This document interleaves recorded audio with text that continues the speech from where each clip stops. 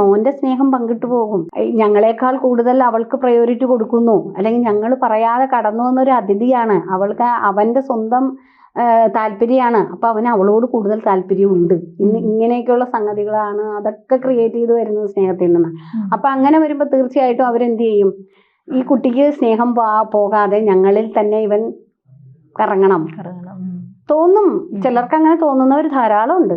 അങ്ങനെ വരുമ്പോൾ തീർച്ചയായിട്ടും ഇങ്ങനെയുള്ള സ്ഥലങ്ങളിലൊക്കെ പോയി വശീകരണമോ, അല്ലെങ്കിൽ മോൻ ഞങ്ങളുടെ അടിമയായിട്ട് നിൽക്കണമെന്നോ, അല്ലെങ്കിൽ ഞങ്ങൾ പറയുന്ന വാക്കിനായിരിക്കണം പ്രയോറിറ്റി കൂടുതൽ വരേണ്ടത്, അവളെ അത്ര അക്സെപ്റ്റ് ചെയ്യണ്ട, എതിർഭാഗത്ത് നിൽക്കുന്ന ആ രീതിയിലൊക്കെ ഈ നെഗറ്റീവായിട്ടുള്ള ആ വിചാരങ്ങളൊക്കെ ചെയ്തു കൊടുക്കുന്നവരുണ്ട്.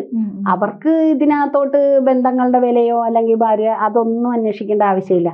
അവർക്ക് പൈസ കിട്ടിയാൽ മതി.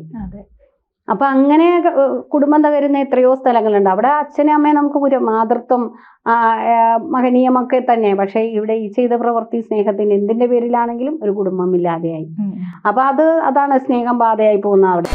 ജ്യോതിഷവുമായി ബന്ധപ്പെട്ട എല്ലാ വിശേഷങ്ങളും നിങ്ങളിലേക്ക് എത്താൻ ABC ജ്യോതിഷം സബ്സ്ക്രൈബ് ചെയ്യുക.